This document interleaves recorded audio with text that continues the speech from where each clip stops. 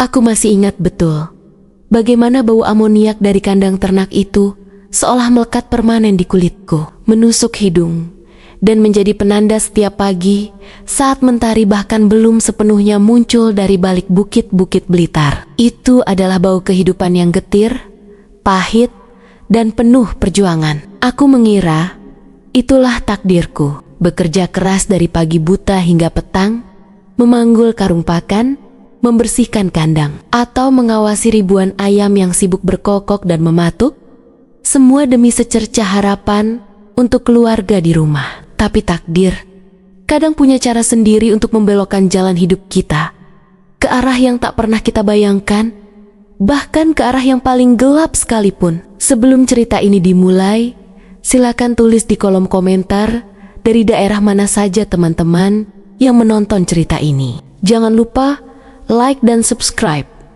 agar channel ini bisa semakin berkembang dan aku bisa berbagi lebih banyak cerita inspiratif lainnya.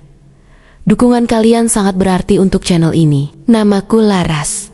Usiaku baru menginjak 24 tahun saat itu. 24 tahun yang diisi dengan kerja keras tiada henti di peternakan Makmur Jaya, salah satu peternakan ayam terbesar di Blitar, milik seorang duda kaya raya bernama Pak Danu. Pak Danu, seorang pria paruh baya dengan rambut yang mulai memutih di pelipis, tubuh tegap yang masih terawat, dan sorot mata yang sulit ditebak. Ia dikenal sebagai sosok yang dermawan di depan umum, sering menyumbang ke masjid atau acara desa. Tapi di balik pintu tertutup kantornya, ia menyimpan sisi lain yang gelap, sisi yang kemudian menghantuiku. Kehidupanku dan adik-adikku bergantung sepenuhnya pada gaji buruhku yang pas-pasan. Ibu sudah lama meninggal karena sakit, dan ayahku setelah kehilangan ibu jatuh sakit-sakitan pula. Aku adalah tulang punggung satu-satunya. Mimpi terbesarku saat itu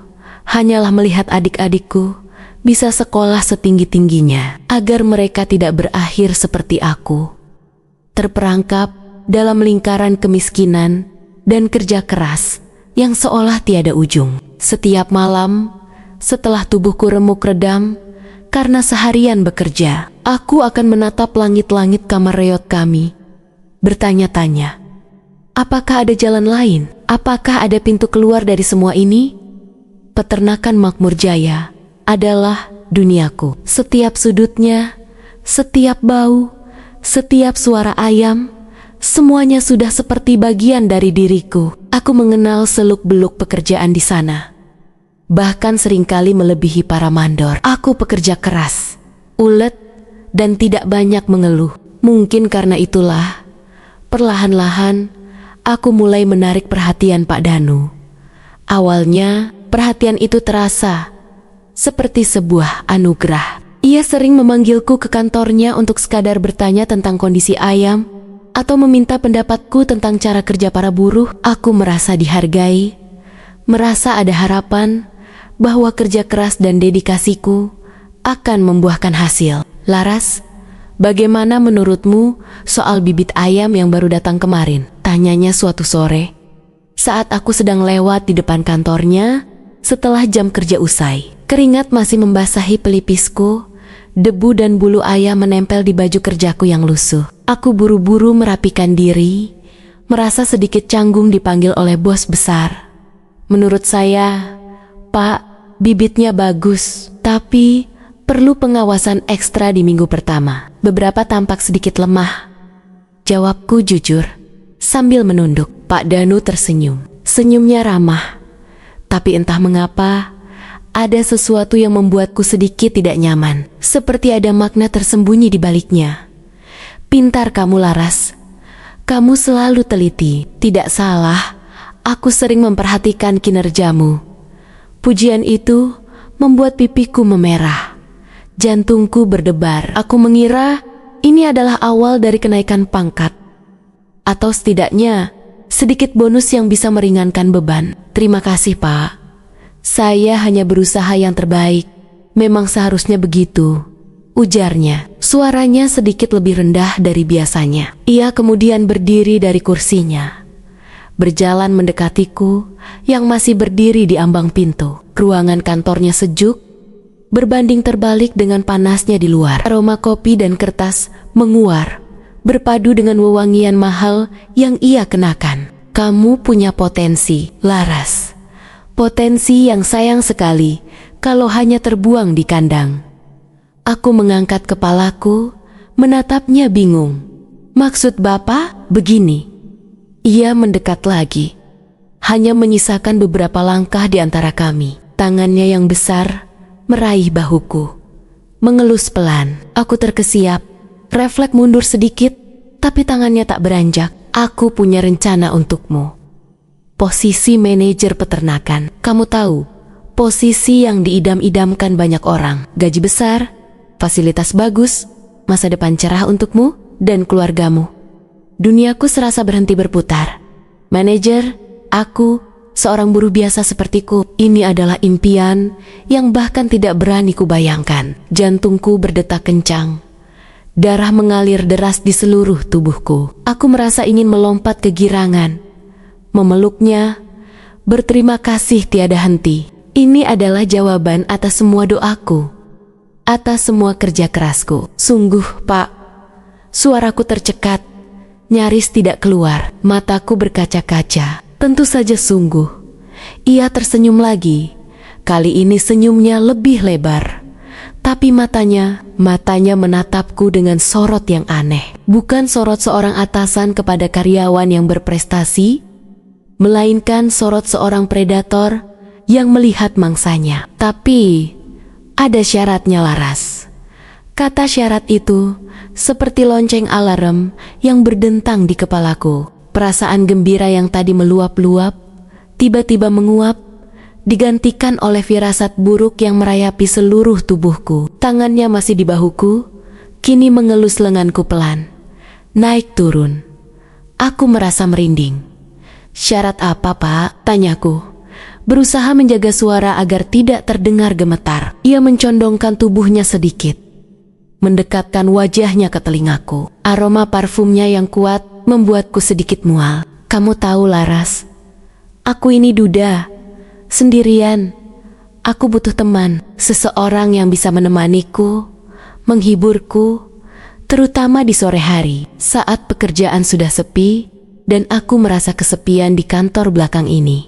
Darahku serasa membeku. Kata-kata itu, intonasinya, tatapan matanya, semuanya tiba-tiba menjadi sangat jelas. Aku bukan lagi seorang karyawan yang akan dipromosikan, tapi seorang wanita yang sedang ditawar. Tubuhku menegang. Aku menatapnya, mencoba mencari kebohongan di matanya, tapi yang kutemukan hanyalah nafsu yang tak terselubung. Maksud Bapak, saya harus... Aku tidak sanggup melanjutkan kalimatku. Lidahku keluh. Pak Danu menarik tangannya dari bahuku, kemudian dengan lembut meraih tanganku. Jari-jarinya mengelus punggung tanganku. Pintar kamu, Laras. Kamu mengerti maksudku. Setiap sore, setelah jam kerja usai, saat semua buruh sudah pulang, kamu datang ke sini, ke kantor belakang ini. Kita akan menghabiskan waktu bersama. Kamu akan menjadi teman spesialku. Degup jantungku berubah menjadi genderang perang di dadaku. Ini bukan mimpi yang indah. Ini adalah mimpi buruk. Harga diriku diinjak-injak. Aku merasa jijik, marah, dan takut secara bersamaan. Bagaimana mungkin seseorang yang kuanggap dermawan bisa melakukan hal sekeji ini? Bagaimana mungkin ia menggunakan posisinya, kekuasaannya, untuk menekan seorang wanita yang sedang putus asa sepertiku? Saya tidak bisa, Pak, kataku, menarik tanganku dari genggamannya dengan cepat. Wajahku pasti sudah pucat pasi. Senyum Pak Danu memudar, matanya menyipit. Oh, benarkah? Kamu yakin? Pikirkan baik-baik, Laras. Posisi manajer itu bukan main-main. Gaji 5 kali lipat dari gajimu sekarang. Adik-adikmu bisa sekolah tinggi. Ayahmu bisa berobat yang layak. Semua masalahmu bisa selesai hanya dengan menemani aku di sini setiap sore. Kata-kata itu, meskipun terdengar seperti bujukan setan, menusuk tepat ke ulu hatiku. Adik-adikku ayahku, masa depan mereka. Semua itu terbayang di benakku. Aku tahu betapa putus asanya aku mencari jalan keluar dari kemiskinan ini. Aku tahu betapa beratnya beban di pundakku. Apakah aku sanggup menanggung beban moral ini demi mereka? Apakah aku sanggup menjual diri demi secercah harapan? Aku terdiam, menunduk, mencoba menenangkan badai emosi di dalam diriku. Di satu sisi, harga diriku berteriak menolak. Di sisi lain, bayangan wajah adik-adikku yang ceria saat aku membawakan mereka baju baru atau makanan enak. Wajah ayah yang tersenyum lega karena tak perlu lagi memikirkan biaya pengobatan. Semua itu membanjiriku. Ini adalah sebuah dilema yang tak pernah terpikirkan akan kuhadapi. Saya butuh waktu untuk berpikir. "Pak," kataku. Suaraku masih bergetar. Pak Danu tertawa kecil. "Tentu saja. Pikirkan baik-baik. Tapi ingat, kesempatan seperti ini tidak datang 2 kali. Malam ini kamu pulang. Renungkan. Besok sore, kamu datang ke kantorku lagi. Setelah jam kerja, aku akan menunggu jawabanmu." Aku mengangguk kaku, lalu bergegas pergi dari ruangan itu, seolah-olah ada hantu yang mengejarku. Udara panas di luar terasa dingin menusuk tulangku. Aku berjalan pulang dengan langkah gontai. Otakku dipenuhi oleh 1000 pikiran kacau. Bagaimana ini bisa terjadi? Bagaimana aku bisa terjebak dalam situasi seperti ini? Sepanjang perjalanan pulang, aku memikirkan tawaran Pak Danu. Pikiranku berputar-putar tak karuan. Manajer, gaji 5 kali lipat, segalanya akan berubah. Adik-adikku tidak perlu lagi memakai baju bekas. Mereka bisa makan enak setiap hari. Ayah bisa mendapatkan perawatan terbaik, tapi imbalannya adalah diriku sendiri. Kehormatanku, harga diriku. Aku harus menjadi pemuas nafsu, seorang pria yang usianya sebaya dengan ayahku sendiri. Aku tiba di rumah, disambut adik-adikku, Rani dan Rio, yang berlari memelukku. "Kak Laras, kakak pulang?" seru mereka riang. Melihat senyum polos mereka, hatiku semakin teriris. Bagaimana aku bisa menjelaskan beban yang sedang kupikul? Bagaimana aku bisa melindungi mereka dari kejamnya dunia ini? Malam itu, aku tidak bisa tidur. Aku berbaring di samping ayah yang terlelap pulas dengan napas tersengal-sengal. Aku memandangi wajahnya yang keriput, tangannya yang dulu kekar kini kurus dan gemetar. Aku teringat janji pada mendiang ibu untuk menjaga ayah dan adik-adikku. Apakah ini cara yang benar untuk menjaga mereka? Apakah ibu akan memaafkanku jika aku mengambil jalan ini? Air mata menetes, membasahi bantal. Aku merasa sangat sendirian. Tidak ada yang bisa kumintai nasihat. Jika aku menceritakan ini pada siapapun, mungkin mereka akan menghakimiku atau bahkan menyalahkanku. Aku tahu, di mata masyarakat, seorang wanita yang menjual diri adalah aib. Tapi siapa yang tahu penderitaanku? Siapa yang tahu seberapa besar desakan ekonomi yang mendorongku? Keesokan harinya, aku pergi bekerja dengan langkah yang sangat berat. Setiap menatap wajah Pak Danu, rasa jijik dan marah membuncah. Tapi setiap melihat wajah adik-adikku di benakku, rasa putus asa itu kembali mendominasi. Pagi itu, aku bekerja seperti biasa, tapi pikiranku jauh melayang. Aku tidak bisa fokus. Beberapa kali aku melakukan kesalahan kecil, membuat mandor menegurku. Saat jam pulang kerja tiba, aku merasa seperti akan menghadapi eksekusi. Kakiku terasa berat, melangkah menuju kantor belakang. Kantor itu, yang tadinya terasa sejuk dan nyaman, kini tampak seperti sarang kejahatan. Aku melihat para buruh lain bergegas pulang. Tawa mereka terdengar riang. Aku iri. Aku ingin menjadi seperti mereka. Pulang dengan hati tenang, tanpa beban yang menghimpit. Aku sampai di depan pintu kantor belakang yang tertutup. Aku menarik napas dalam-dalam, mencoba mengumpulkan semua keberanian yang tersisa. Aku tahu, begitu aku melangkah masuk, hidupku tidak akan pernah sama lagi. Aku mengetuk pintu. "Masuk?" Suara Pak Danu terdengar dari dalam. Aku membuka pintu perlahan. Pak Danu sudah duduk di kursinya, dengan senyum tipis di bibirnya, seolah tahu apa yang akan terjadi. Ada segelas kopi mengepul di mejanya, dan aroma rokok sedikit tercium. "Sudah memutuskan, Laras?" tanyanya, menatapku lekat-lekat. Aku menutup pintu di belakangku, kemudian melangkah masuk. Ruangan itu terasa pengap, meskipun ada AC.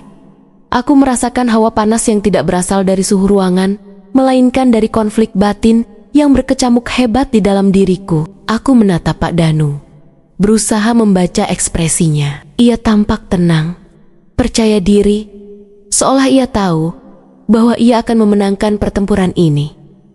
Dan mungkin memang begitu. Ia memiliki kekuasaan, ia memiliki uang, dan aku hanya memiliki keputusasaan. Saya bersedia, Pak, kataku. Suaraku nyaris tak terdengar. Kata-kata itu terasa pahit di lidahku, seperti racun yang kutelan sendiri. Aku merasa sebagian dari diriku mati saat itu juga. Air mataku kembali mendesak ingin keluar, tapi aku menahannya sekuat tenaga. Aku tidak boleh terlihat lemah di depannya. Aku harus terlihat seolah-olah ini adalah pilihanku, bukan pemaksaan. Senyum Pak Danu melebar. "Bagus. Aku tahu kamu gadis yang cerdas. Laras, kamu membuat keputusan yang tepat. Kemarilah." Ia menepuk sofa kulit di samping mejanya. Aku melangkah mendekat, duduk di ujung sofa, sedikit menjauh darinya. Aku mencoba menghindari tatapannya, tapi ia terus menatapku. Matanya berkilat-kilat. "Mulai sekarang, kamu tidak perlu lagi bekerja di kandang. Posisi manajermu akan segera kupersiapkan. Gaji akan langsung naik, dan kamu akan mendapatkan fasilitas khusus." Ia berbicara dengan nada santai, seolah sedang membicarakan cuaca. "Tapi ingat, Laras, ini adalah rahasia kita berdua. Tidak ada yang boleh tahu, terutama tentang kesepakatan kita di kantor belakang ini. Mengerti?" Aku mengangguk, masih menunduk. Perutku mual. "Bagus. Sekarang kemarilah," katanya lagi. Kali ini nadanya lebih mendesak. Ia mengulurkan tangannya, mencoba meraih tanganku. Aku menolak dalam hati. Tubuhku terasa berat, tapi aku tahu aku sudah mengambil keputusan ini. Aku harus menjalaninya demi adik-adikku, demi ayahku. Aku mengangkat kepalaku, menatapnya dengan tatapan kosong, dan membiarkan tangannya menggenggam tanganku. Sore itu, kantor belakang menjadi saksi bisu atas awal dari penderitaanku. Aku tidak akan pernah melupakan detail-detailnya. Aroma parfumnya yang memuakan, tatapan matanya yang penuh nafsu, sentuhannya yang membuatku merinding. Setiap detik terasa seperti berjam-jam. Aku berusaha mengosongkan pikiranku, memejamkan mata, membayangkan wajah adik-adikku, berharap ini semua cepat berlalu. Aku mencoba meyakinkan diriku bahwa ini semua demi mereka, demi masa depan yang lebih baik. Tetapi di lubuk hatiku yang paling dalam, aku tahu aku sedang menghancurkan diriku sendiri. Beberapa hari kemudian, pengumuman tentang kenaikan jabatanku sebagai manajer peternakan tersebar. Para buruh berbisik-bisik. Ada yang mengucapkan selamat dengan iri hati, ada yang menatapku dengan curiga. Aku tahu mereka pasti bertanya-tanya, bagaimana bisa seorang buruh sepertiku yang baru beberapa tahun bekerja, tiba-tiba langsung melonjak ke posisi manajer. Ada desas-desus yang mulai beredar, tapi tidak ada yang berani berbicara terang-terangan. Pak Danu dengan pengaruhnya bisa membungkam siapa saja. Aku pindah ke kantor baruku yang lebih nyaman, jauh dari bau kandang. Gajiku memang naik drastis, lebih dari yang kuduga. Aku bisa mengirim uang lebih banyak ke rumah, membelikan adik-adikku kebutuhan yang layak, dan membiayai pengobatan ayah. Mereka semua sangat senang. Melihat senyum di wajah mereka, aku mencoba meyakinkan diriku bahwa pengorbananku tidak sia-sia. Tapi kebahagiaan itu hanya di permukaan. Setiap sore, setelah jam kerja, saat semua buruh sudah pulang, Aku harus kembali ke kantor belakang itu, menjadi teman spesial Pak Danu. Pria itu semakin berani, semakin menuntut. Ia memperlakukanku seperti miliknya, seperti barang yang bisa dibeli dengan uangnya. Aku merasa terjebak dalam sangkar emas. Aku punya uang, aku punya jabatan, tapi aku kehilangan kebebasanku, aku kehilangan diriku. Setiap malam, aku menangis dalam diam. Aku merasa kotor, hina, dan sangat depresi. Aku tidak bisa lagi menatap diriku di cermin. Rasa bersalah dan penyesalan terus menghantuiku. Aku tahu, aku tidak bisa terus-menerus hidup seperti ini. Aku harus mencari jalan keluar. Tapi bagaimana? Pak Danu adalah orang yang sangat berkuasa. Ia bisa menghancurkanku jika aku berani melawannya. Suatu sore, setelah salah satu pertemuan kami yang terasa lebih menyakitkan dari biasanya, aku duduk di kantorku, menatap kosong keluar jendela. Hujan deras mengguyur, seolah langit ikut menangisi penderitaanku. Aku merasa buntu, tidak ada jalan keluar. Aku tidak bisa terus seperti ini. Bisikku pada diriku sendiri. Aku harus berhenti. Tapi bagaimana? Aku butuh uang ini. Aku butuh pekerjaan ini untuk keluargaku. Pikiranku berputar, mencari celah, mencari cara. Aku memikirkan segala kemungkinan. Kabur itu tidak akan menyelesaikan masalah. Pak Danu pasti akan mencariku. Dan ia punya banyak cara untuk menemukanku. Melaporkannya ke polisi tanpa bukti. Siapa yang akan percaya pada buruh rendahan sepertiku? Melawan seorang pengusaha kaya dan terpandang? Aku akan dianggap hanya mencari sensasi atau memerasnya. Tiba-tiba, sebuah ide melintas di benakku, seperti kilat di tengah badai. Sebuah ide yang berani, berbahaya, tapi mungkin satu-satunya cara untuk membebaskanku, rekaman. Aku harus merekam pengakuannya, atau setidaknya percakapan kami yang membuktikan bahwa ia memaksaku melakukan semua ini demi jabatan dan uang. Bukti kuat yang tidak bisa ia bantah. Jantungku berdebar kencang memikirkan ide ini. Ini sangat berisiko. Jika ia tahu aku mencoba merekamnya, aku tidak tahu apa yang akan terjadi padaku. Mungkin ia akan memecatku, atau lebih buruk lagi, menghancurkan hidupku sepenuhnya. Tapi ini adalah satu-satunya kesempatan yang kumiliki untuk mendapatkan kembali kehidupanku. Aku mulai merencanakan dengan hati-hati. Aku tidak punya alat perekam khusus. Ponselku adalah satu-satunya pilihan. Aku harus mencari cara untuk menyembunyikannya dan merekam suaranya dengan jelas. Aku harus menunggu waktu yang tepat.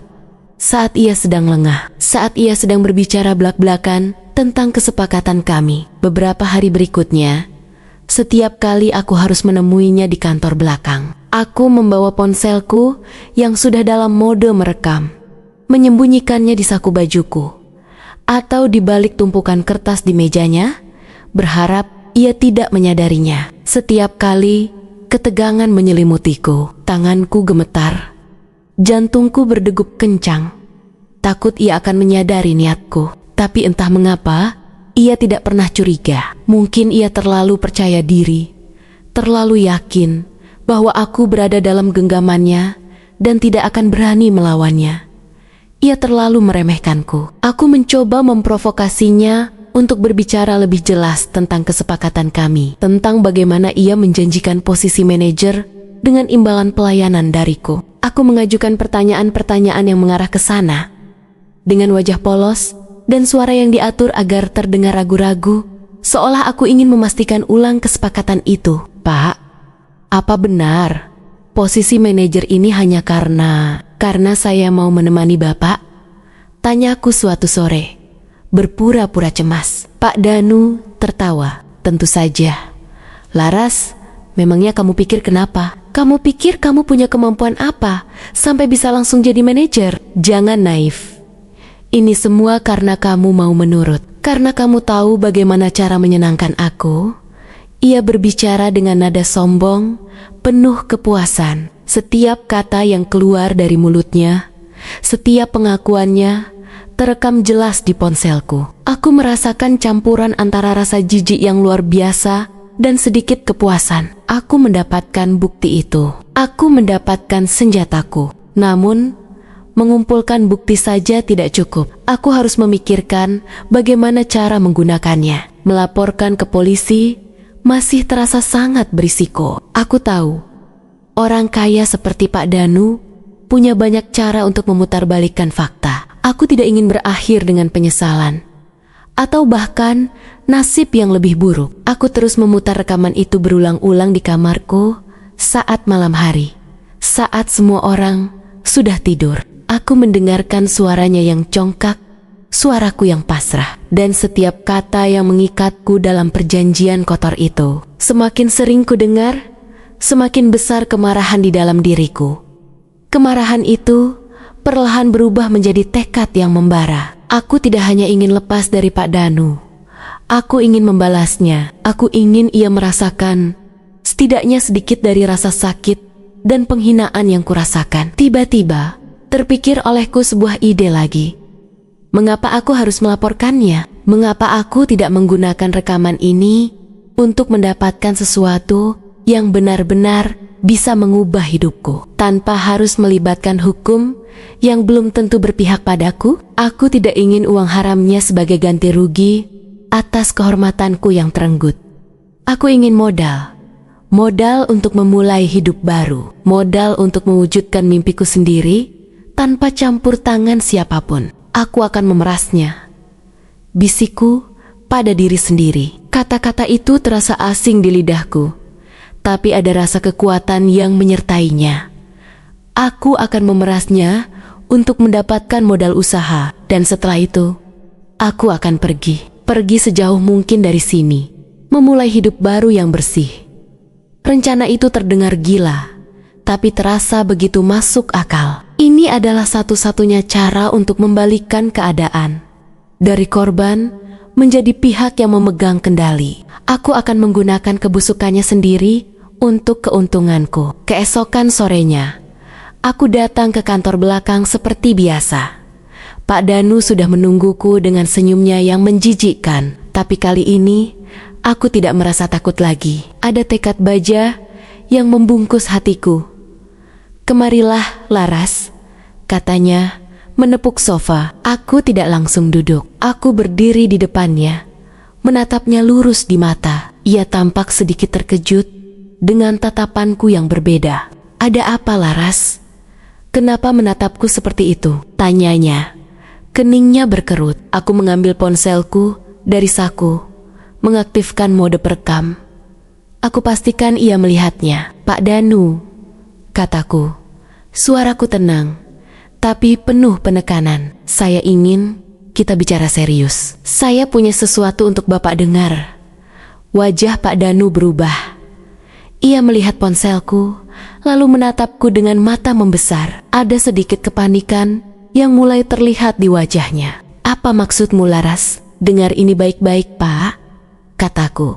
Lalu memutar rekaman yang sudah kuambil beberapa hari yang lalu. Suara Pak Danu yang congkak, yang mengatakan bahwa aku menjadi manajer karena mau menemaninya di kantor belakang, memenuhi ruangan. Suaranya yang merendahkan, yang menunjukkan betapa ia memanfaatkan posisinya untuk menekan buruhnya. Pak Danu mendengarkan dengan wajah pucat pasi. Ia tidak bergerak, tidak mengatakan apa-apa, hanya tatapan mata yang penuh ketakutan dan kemarahan. Ketika rekaman itu berakhir, keheningan mencekam menyelimuti ruangan. Apa ini? Akhirnya ia berhasil mengeluarkan suara. Suaranya serak dan gemetar. "Ini adalah bukti, Pak Danu," kataku. Kini aku melangkah mendekat, berdiri tepat di depan mejanya. Bukti yang bisa menghancurkan reputasi Bapak, menghancurkan bisnis Bapak. Bayangkan, Pak, jika rekaman ini sampai ke tangan media, seorang pengusaha sukses, dermawan, ternyata adalah predator yang memanfaatkan buruh-buruhnya sendiri demi kepuasan nafsu. Bagaimana tanggapan masyarakat, Pak? Bagaimana tanggapan keluarga Bapak? Wajah Pak Danu memerah, lalu pucat lagi. Ia mencoba bangkit dari kursinya, tapi aku mengangkat tanganku, mengisyaratkan ia untuk tetap duduk. Jangan coba-coba, Pak. Saya tidak main-main. Ia terduduk kembali, terdiam. Aku bisa melihat ketakutan yang nyata di matanya. Iya, untuk pertama kalinya, merasakan apa yang kurasakan selama ini. Terpojok, tak berdaya. Kamu memerah saya? Tanyanya. Suaranya penuh kemarahan yang tertahan. Anggap saja ini sebagai balas budi, Pak, kataku. Senyum tipis terukir di bibirku.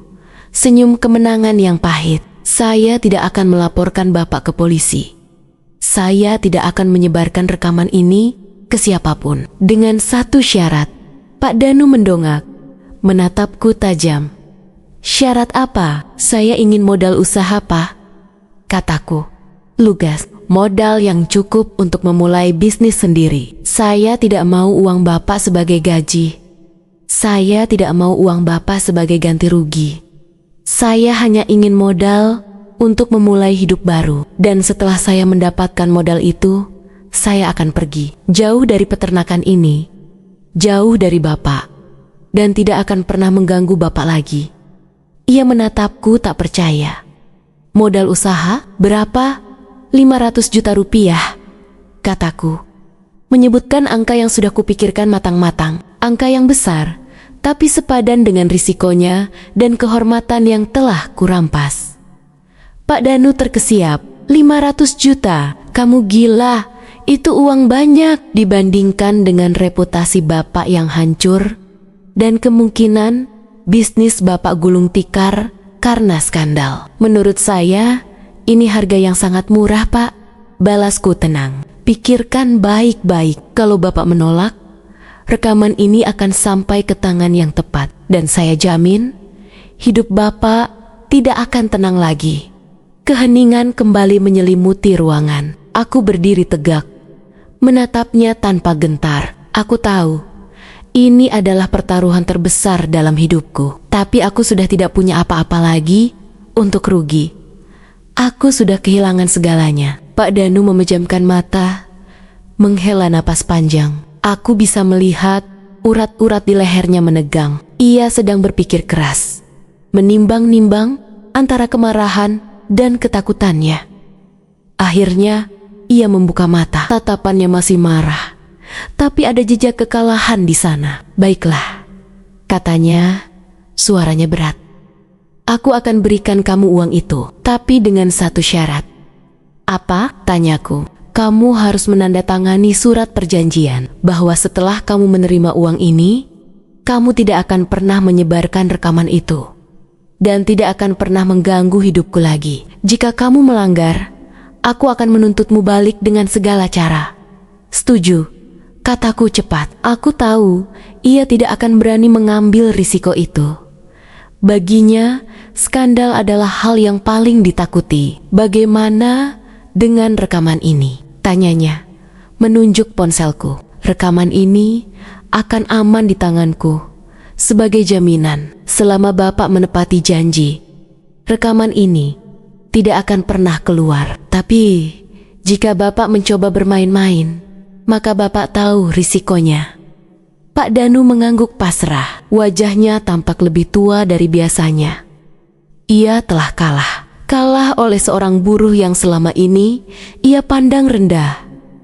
Keesokan harinya, pengacara Pak Danu datang. Kami menandatangani surat perjanjian yang sudah disiapkan. Aku membaca setiap klausul dengan teliti. Semuanya jelas. Aku mendapatkan transfer uang sejumlah 500 juta rupiah ke rekeningku, jumlah yang sangat besar, yang tidak pernah kubayangkan akan kumiliki seumur hidupku. Setelah semua urusan selesai, aku mengajukan surat pengunduran diri. Aku tidak perlu lagi bekerja di peternakan itu, tidak perlu lagi menjadi manajer yang sebenarnya adalah boneka. Aku akhirnya bebas. Sebelum aku meninggalkan peternakan itu untuk terakhir kalinya, aku sempat melihat Pak Danu dari kejauhan. Ia duduk di kantin, sendirian, menatap kosong ke arah kandang. Wajahnya tampak murung, seolah beban berat sedang menghimpitnya. Aku tahu, ia mungkin tidak akan pernah lagi meremehkan siapapun. Ia mungkin akan hidup dalam ketakutan. Takut jika sewaktu-waktu rekaman itu tersebar. Itu adalah karmanya. Aku tidak merasa bersalah sama sekali. Apa yang kulakukan adalah bentuk perlawanan. Bentuk perjuangan untuk mendapatkan kembali harga diriku dan masa depanku. Aku tidak mencuri. Aku tidak menipu. Aku hanya mengambil kembali apa yang seharusnya menjadi hakku, kebebasanku, dan kesempatan untuk hidup layak yang telah dirampas dariku. Aku pulang ke rumah, memeluk adik-adikku dan ayah. Aku menceritakan pada mereka bahwa aku mendapatkan kesempatan emas untuk memulai usaha sendiri dan kami akan pindah ke kota lain. Mereka terkejut, tapi juga sangat gembira. Mereka tidak tahu detailnya, dan aku tidak akan pernah menceritakannya. Cukup aku saja yang tahu sisi gelap dari perjuangan ini. Dengan uang modal itu, aku pindah ke kota besar di Jawa Timur. Aku memulai usaha kecil-kecilan di bidang kuliner. Aku menyewa sebuah ruko kecil, membeli peralatan masak, dan mulai berjualan makanan khas daerah. Awalnya, tentu saja tidak mudah. Aku harus bekerja keras lagi. Lebih keras dari sebelumnya. Aku belajar akuntansi, pemasaran, dan manajemen. Aku tidak ingin menyerah. Aku sudah berjanji pada diriku sendiri bahwa kali ini aku akan sukses dengan caraku sendiri, dengan keringat dan kerja kerasku sendiri. Adik-adikku, aku sekolahkan di sekolah yang bagus. Ayah mendapatkan perawatan medis terbaik, dan kesehatannya perlahan membaik. Melihat mereka bahagia, melihat mereka tersenyum tulus, adalah kekuatan terbesarku. Aku tidak lagi merasa kotor atau hina. Aku merasa kuat, tangguh, dan bangga pada diriku sendiri. Setahun berlalu, usahaku berkembang pesat. Dari satu ruko kecil, aku bisa membuka cabang kedua, lalu ketiga. Aku mempekerjakan banyak karyawan, memberikan mereka gaji yang layak, dan memperlakukan mereka dengan hormat,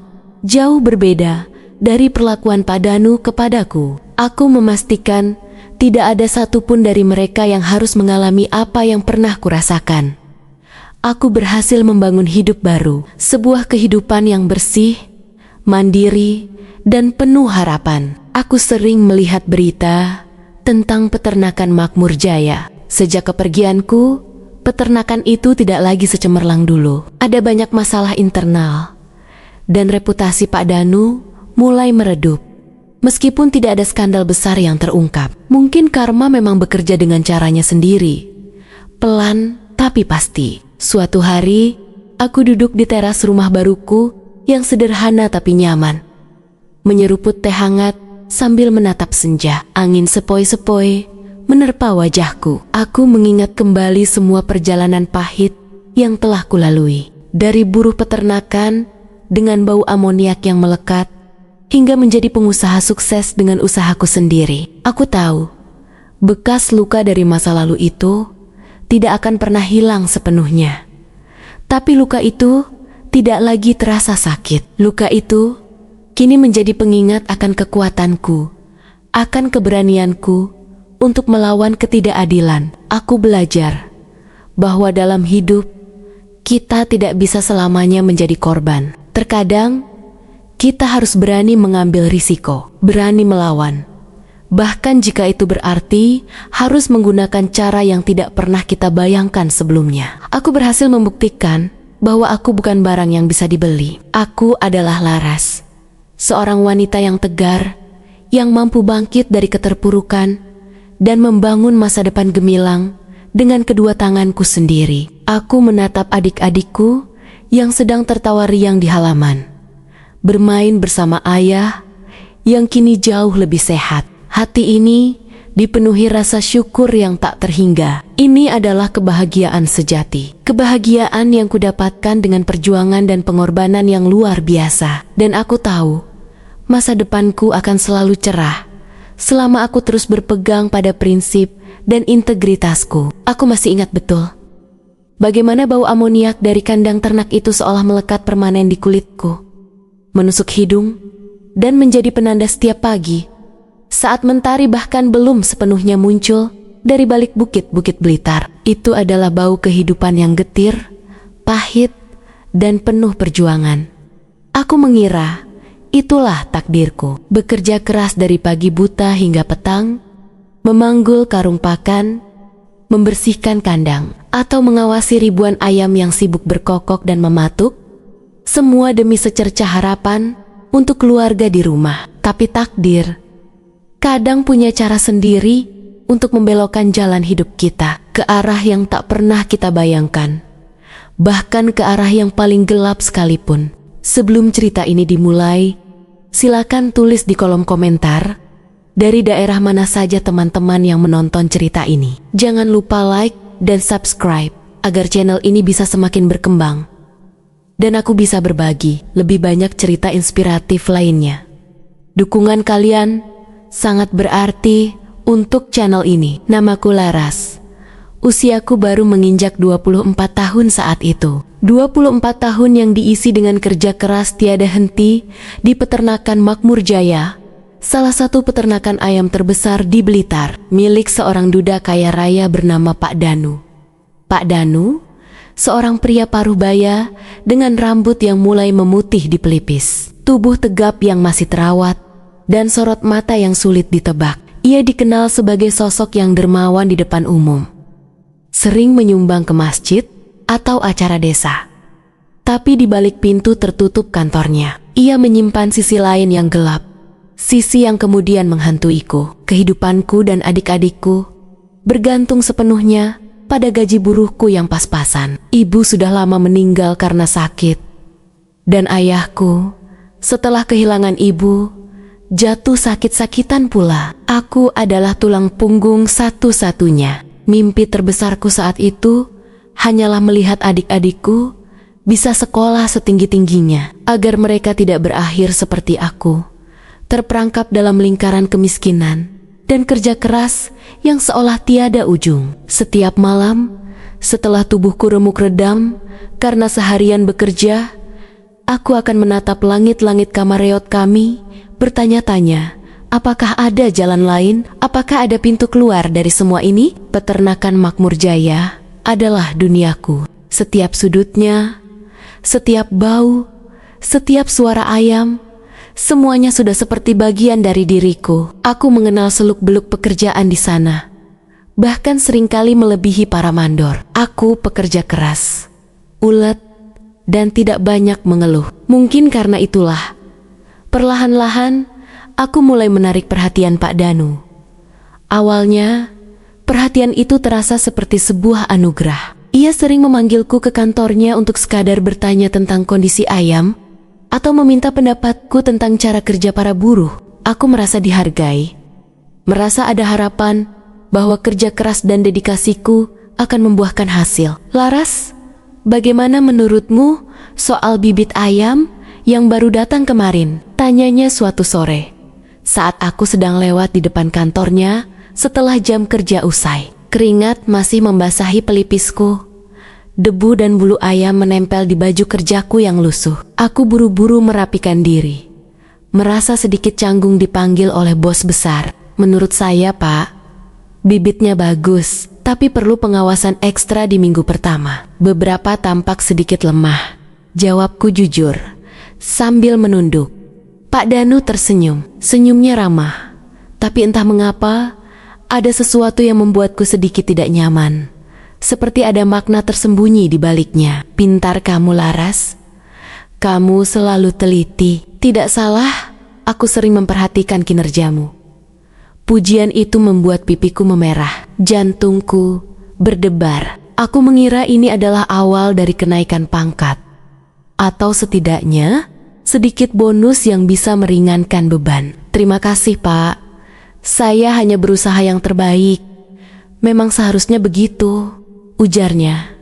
Suaranya sedikit lebih rendah dari biasanya. Ia kemudian berdiri dari kursinya, berjalan mendekatiku yang masih berdiri di ambang pintu. Ruangan kantornya sejuk, berbanding terbalik dengan panasnya di luar. Aroma kopi dan kertas menguar, berpadu dengan wewangian mahal yang ia kenakan. Kamu punya potensi, Laras. Potensi yang sayang sekali kalau hanya terbuang di kandang. Aku mengangkat kepalaku, menatapnya bingung.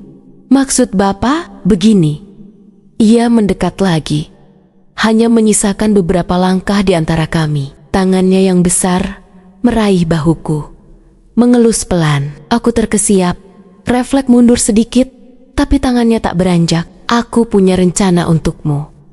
Posisi manajer peternakan. Kamu tahu, posisi yang diidam-idamkan banyak orang. Gaji besar, fasilitas bagus, masa depan cerah untukmu dan keluargamu. Duniaku serasa berhenti berputar. Manajer, aku, seorang buruh biasa sepertiku, ini adalah impian yang bahkan tidak berani kubayangkan. Jantungku berdetak kencang. Darah mengalir deras di seluruh tubuhku. Aku merasa ingin melompat kegirangan, memeluknya, berterima kasih tiada henti. Ini adalah jawaban atas semua doaku, atas semua kerja kerasku. Sungguh, Pak. Suaraku tercekat, nyaris tidak keluar. Mataku berkaca-kaca. Tentu saja sungguh. Ia tersenyum lagi. Kali ini senyumnya lebih lebar. Tapi matanya menatapku dengan sorot yang aneh. Bukan sorot seorang atasan kepada karyawan yang berprestasi, melainkan sorot seorang predator yang melihat mangsanya. Tapi ada syaratnya, Laras. Kata syarat itu seperti lonceng alarm yang berdentang di kepalaku. Perasaan gembira yang tadi meluap-luap, tiba-tiba menguap, digantikan oleh firasat buruk yang merayapi seluruh tubuhku. Tangannya masih di bahuku, kini mengelus lenganku pelan. Naik turun. Aku merasa merinding. Syarat apa, Pak? Tanyaku, berusaha menjaga suara agar tidak terdengar gemetar. Ia mencondongkan tubuhnya sedikit, mendekatkan wajahnya ke telingaku. Aroma parfumnya yang kuat membuatku sedikit mual. Kamu tahu, Laras, aku ini duda, sendirian. Aku butuh teman, seseorang yang bisa menemaniku, menghiburku, terutama di sore hari, saat pekerjaan sudah sepi dan aku merasa kesepian di kantor belakang ini. Darahku serasa membeku. Kata-kata itu, intonasinya, tatapan matanya, semuanya tiba-tiba menjadi sangat jelas. Aku bukan lagi seorang karyawan yang akan dipromosikan, tapi seorang wanita yang sedang ditawar. Tubuhku menegang. Aku menatapnya, mencoba mencari kebohongan di matanya, tapi yang kutemukan hanyalah nafsu yang tak terselubung. Maksud Bapak, aku tidak sanggup melanjutkan kalimatku. Lidahku keluh. Pak Danu menarik tangannya dari bahuku, kemudian dengan lembut meraih tanganku, jari-jarinya mengelus punggung tanganku. Pintar kamu, Laras. Kamu mengerti maksudku. Setiap sore, setelah jam kerja usai, saat semua buruh sudah pulang, kamu datang ke sini, ke kantor belakang ini. Kita akan menghabiskan waktu bersama. Kamu akan menjadi teman spesialku. Degup jantungku berubah menjadi genderang perang di dadaku. Ini bukan mimpi yang indah. Ini adalah mimpi buruk.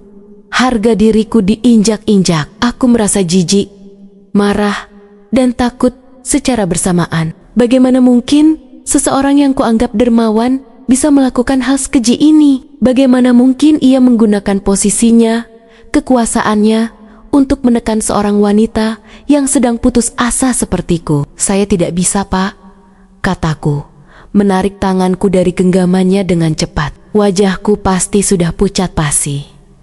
Senyum Pak Danu memudar, matanya menyipit. Oh, benarkah? Kamu yakin? Pikirkan baik-baik, Laras. Posisi manajer itu bukan main-main. Gaji 5 kali lipat dari gajimu sekarang. Adik-adikmu bisa sekolah tinggi. Ayahmu bisa berobat yang layak. Semua masalahmu bisa selesai hanya dengan menemani aku di sini setiap sore. Kata-kata itu, meskipun terdengar seperti bujukan setan, menusuk tepat ke ulu hatiku. Adik-adikku, ayahku, masa depan mereka, semua itu terbayang di benakku. Aku tahu betapa putus asanya aku mencari jalan keluar dari kemiskinan ini.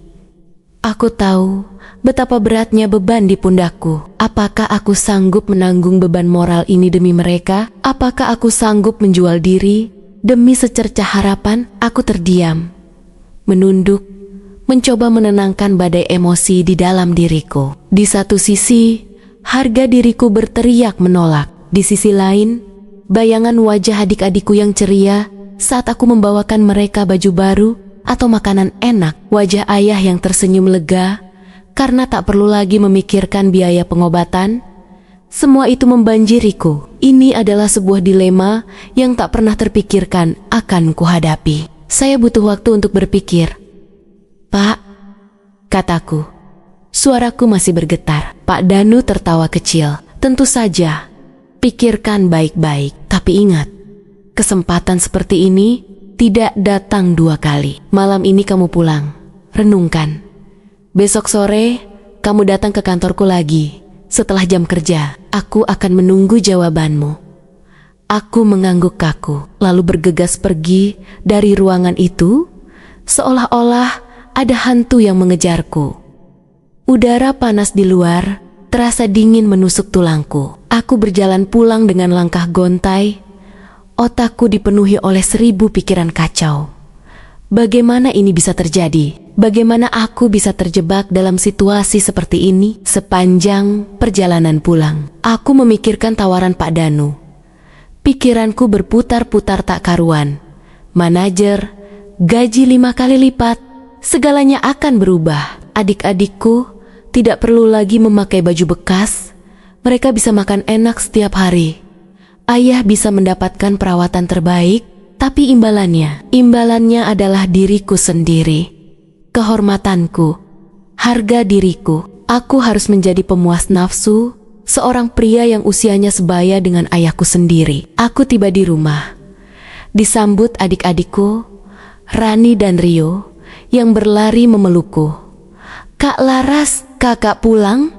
seru mereka riang. Melihat senyum polos mereka, hatiku semakin teriris. Bagaimana aku bisa menjelaskan beban yang sedang kupikul? Bagaimana aku bisa melindungi mereka dari kejamnya dunia ini? Malam itu, aku tidak bisa tidur. Aku berbaring di samping ayah yang terlelap pulas dengan napas tersengal-sengal. Aku memandangi wajahnya yang keriput, tangannya yang dulu kekar, kini kurus dan gemetar. Aku teringat janji pada mendiang ibu untuk menjaga ayah dan adik-adikku. Apakah ini cara yang benar untuk menjaga mereka? Apakah ibu akan memaafkanku jika aku mengambil jalan ini? Air mata menetes, membasahi bantal.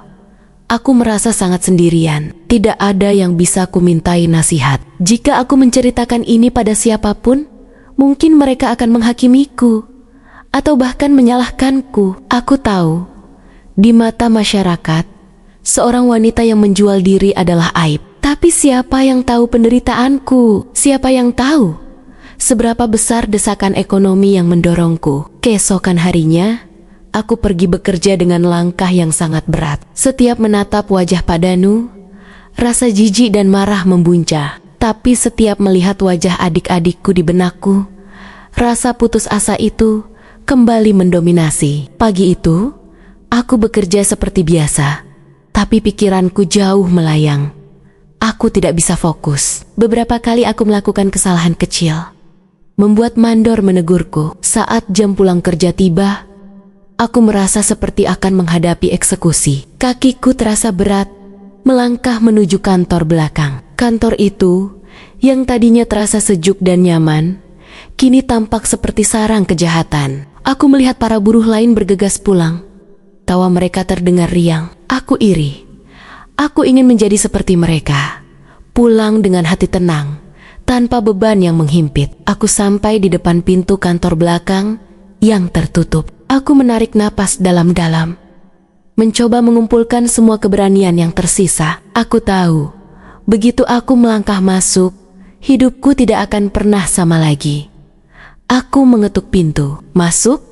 Suara Pak Danu terdengar dari dalam. Aku membuka pintu perlahan. Pak Danu sudah duduk di kursinya, dengan senyum tipis di bibirnya, seolah tahu apa yang akan terjadi. Ada segelas kopi mengepul di mejanya, dan aroma rokok sedikit tercium. "Sudah memutuskan, Laras?" tanyanya, menatapku lekat-lekat. Aku menutup pintu di belakangku, kemudian melangkah masuk. Ruangan itu terasa pengap, meskipun ada AC. Aku merasakan hawa panas yang tidak berasal dari suhu ruangan, melainkan dari konflik batin yang berkecamuk hebat di dalam diriku. Aku menatap Pak Danu, berusaha membaca ekspresinya. Ia tampak tenang, percaya diri, seolah ia tahu bahwa ia akan memenangkan pertempuran ini. Dan mungkin memang begitu. Ia memiliki kekuasaan, ia memiliki uang, dan aku hanya memiliki keputusasaan. Saya bersedia, Pak, kataku. Suaraku nyaris tak terdengar. Kata-kata itu terasa pahit di lidahku, seperti racun yang kutelan sendiri. Aku merasa sebagian dari diriku mati saat itu juga. Air mataku kembali mendesak ingin keluar, tapi aku menahannya sekuat tenaga.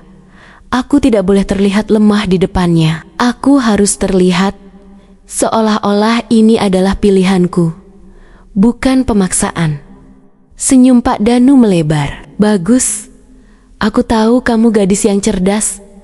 Laras, kamu membuat keputusan yang tepat. Kemarilah. Ia menepuk sofa kulit di samping mejanya. Aku melangkah mendekat, duduk di ujung sofa, sedikit menjauh darinya. Aku mencoba menghindari tatapannya, tapi ia terus menatapku.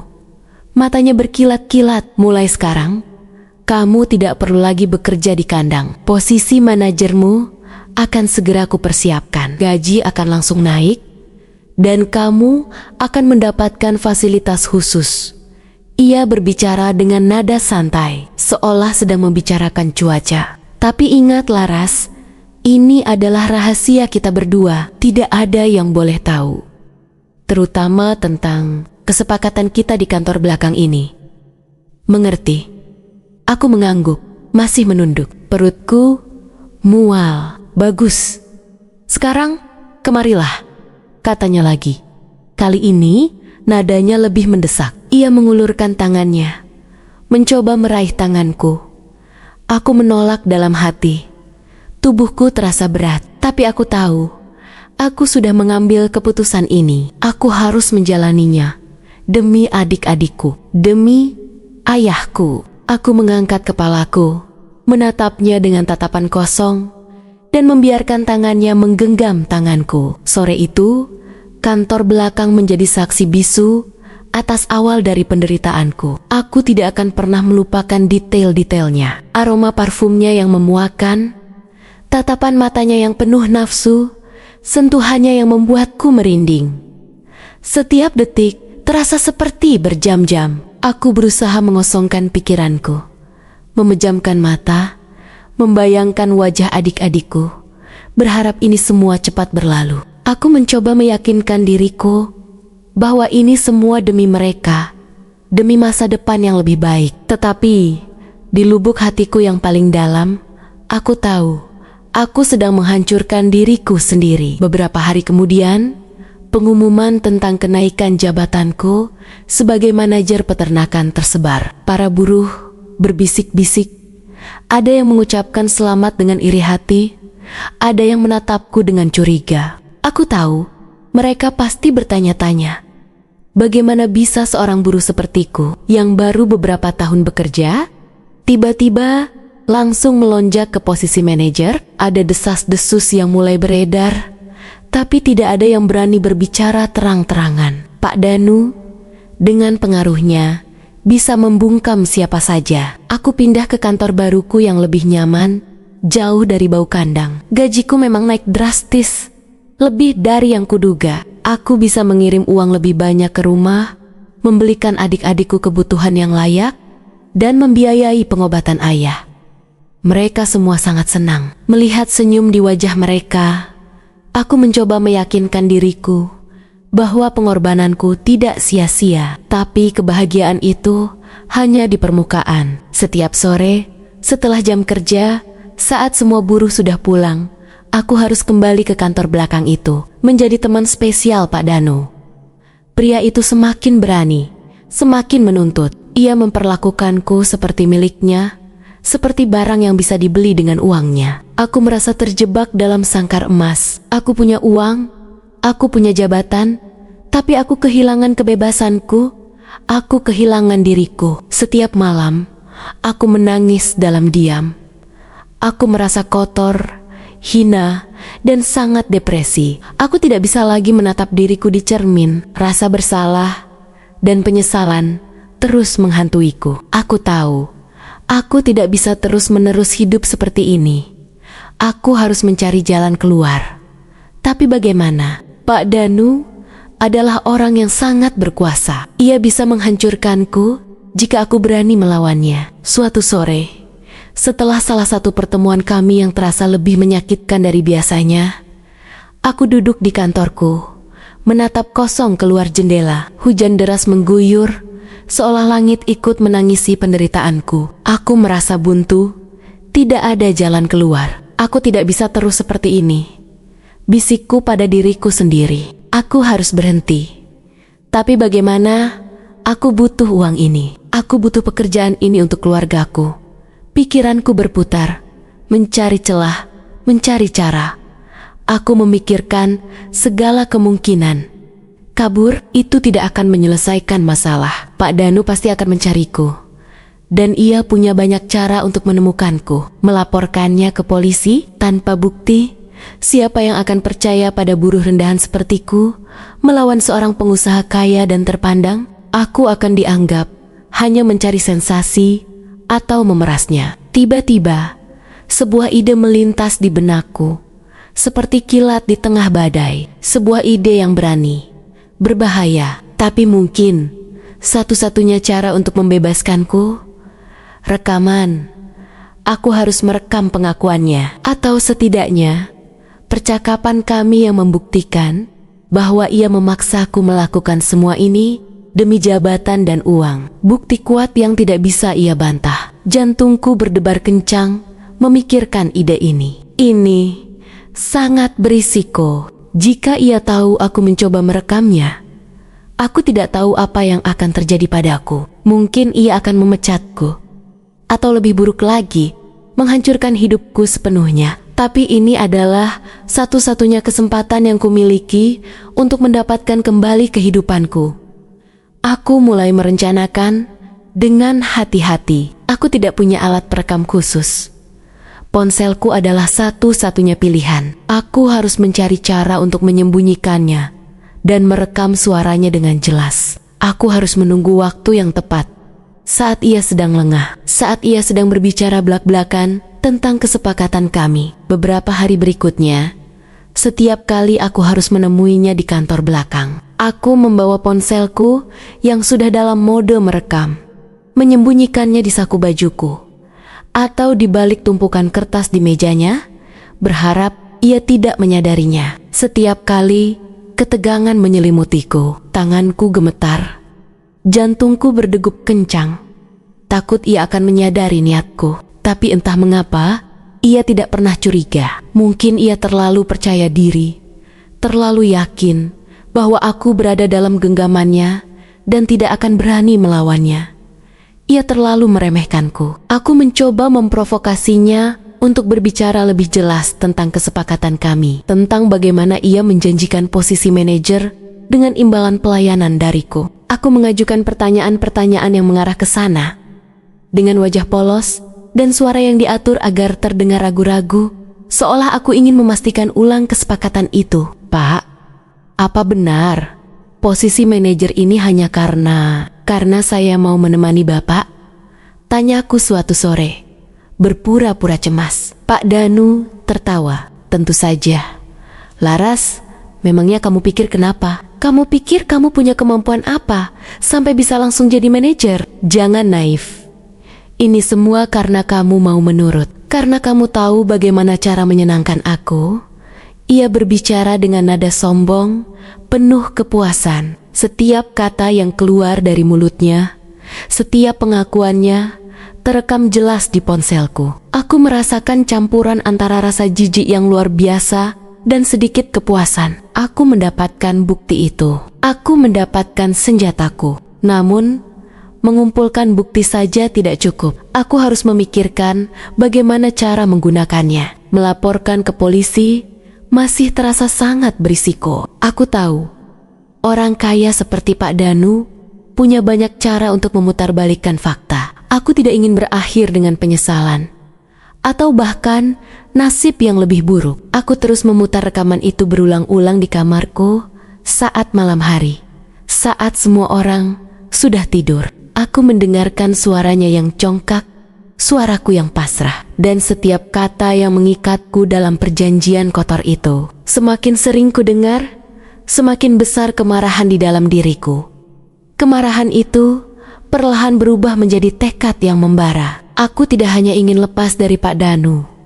Aku ingin membalasnya. Aku ingin ia merasakan setidaknya sedikit dari rasa sakit dan penghinaan yang kurasakan. Tiba-tiba terpikir olehku sebuah ide lagi. Mengapa aku harus melaporkannya? Mengapa aku tidak menggunakan rekaman ini untuk mendapatkan sesuatu yang benar-benar bisa mengubah hidupku tanpa harus melibatkan hukum yang belum tentu berpihak padaku? Aku tidak ingin uang haramnya sebagai ganti rugi atas kehormatanku yang terenggut. Aku ingin modal. Modal untuk memulai hidup baru. Modal untuk mewujudkan mimpiku sendiri tanpa campur tangan siapapun. Aku akan memerasnya. Bisikku pada diri sendiri. Kata-kata itu terasa asing di lidahku, tapi ada rasa kekuatan yang menyertainya. Aku akan memerasnya untuk mendapatkan modal usaha, dan setelah itu, aku akan pergi sejauh mungkin dari sini, memulai hidup baru yang bersih. Rencana itu terdengar gila, tapi terasa begitu masuk akal. Ini adalah satu-satunya cara untuk membalikkan keadaan.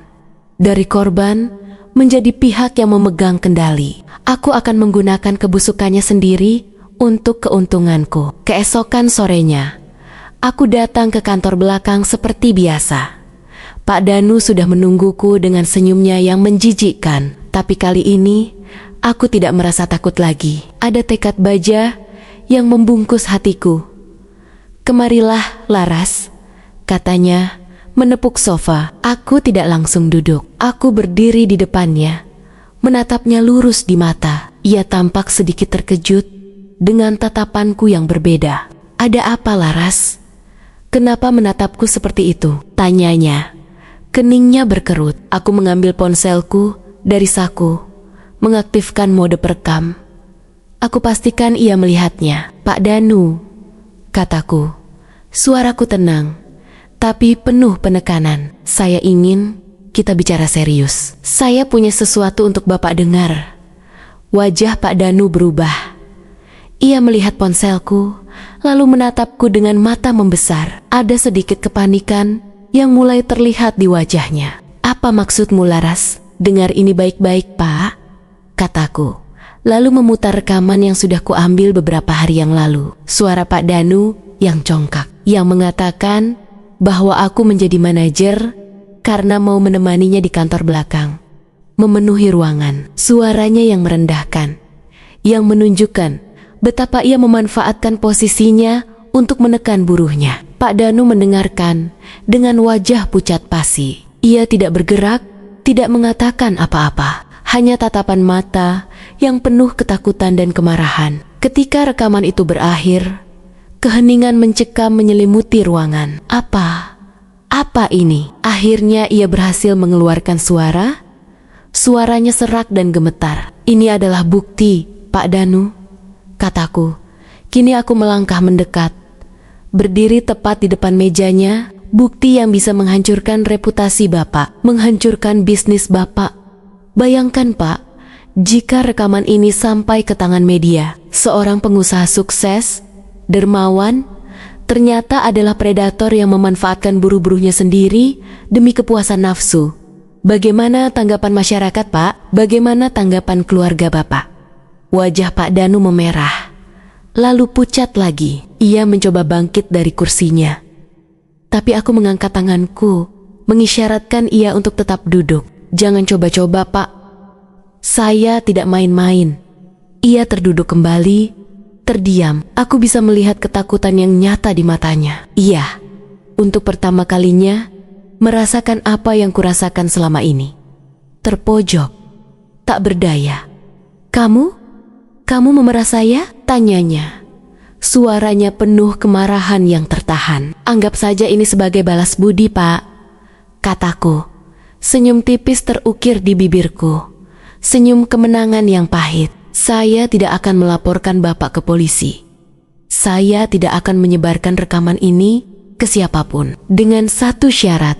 Pak Danu mendongak, menatapku tajam.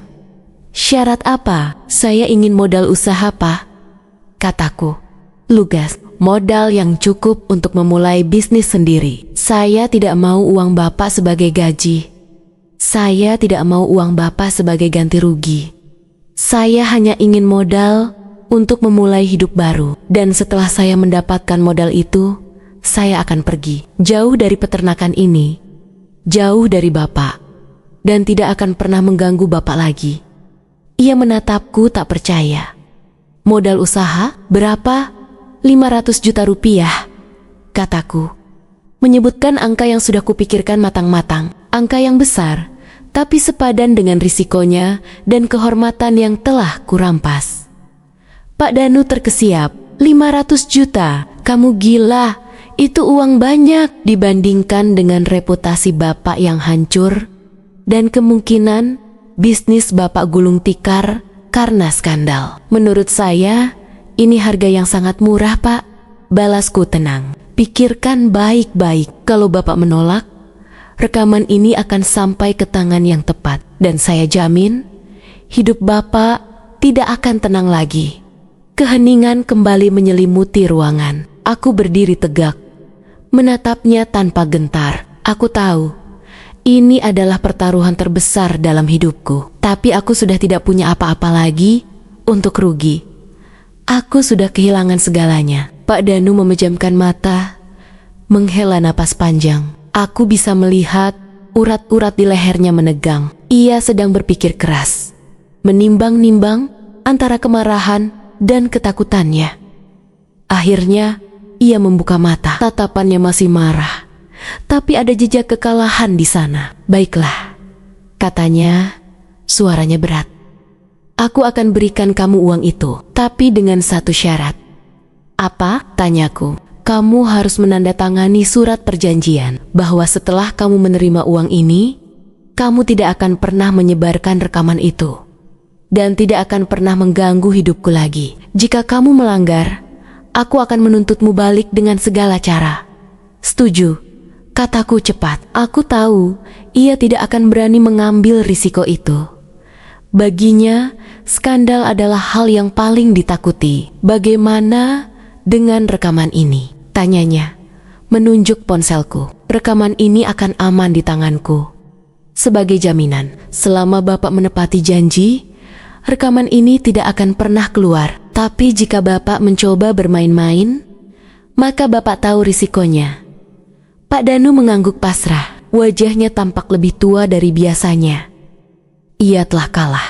Kalah oleh seorang buruh yang selama ini ia pandang rendah. Keesokan harinya, pengacara Pak Danu datang. Kami menandatangani surat perjanjian yang sudah disiapkan. Aku membaca setiap klausul dengan teliti. Semuanya jelas. Aku mendapatkan transfer uang sejumlah 500 juta rupiah ke rekeningku. Jumlah yang sangat besar, yang tidak pernah kubayangkan akan kumiliki seumur hidupku. Setelah semua urusan selesai, aku mengajukan surat pengunduran diri. Aku tidak perlu lagi bekerja di peternakan itu. Tidak perlu lagi menjadi manajer yang sebenarnya adalah boneka. Aku akhirnya bebas. Sebelum aku meninggalkan peternakan itu untuk terakhir kalinya, aku sempat melihat Pak Danu dari kejauhan. Ia duduk di kantin, sendirian, menatap kosong ke arah kandang. Wajahnya tampak murung, seolah beban berat sedang menghimpitnya. Aku tahu, ia mungkin tidak akan pernah lagi meremehkan siapapun. Ia mungkin akan hidup dalam ketakutan. Takut jika sewaktu-waktu rekaman itu tersebar. Itu adalah karmanya. Aku tidak merasa bersalah sama sekali. Apa yang kulakukan adalah bentuk perlawanan. Bentuk perjuangan untuk mendapatkan kembali harga diriku dan masa depanku. Aku tidak mencuri. Aku tidak menipu. Aku hanya mengambil kembali apa yang seharusnya menjadi hakku. Kebebasanku dan kesempatan untuk hidup layak yang telah dirampas dariku. Aku pulang ke rumah, memeluk adik-adikku dan ayah. Aku menceritakan pada mereka bahwa aku mendapatkan kesempatan emas untuk memulai usaha sendiri dan kami akan pindah ke kota lain.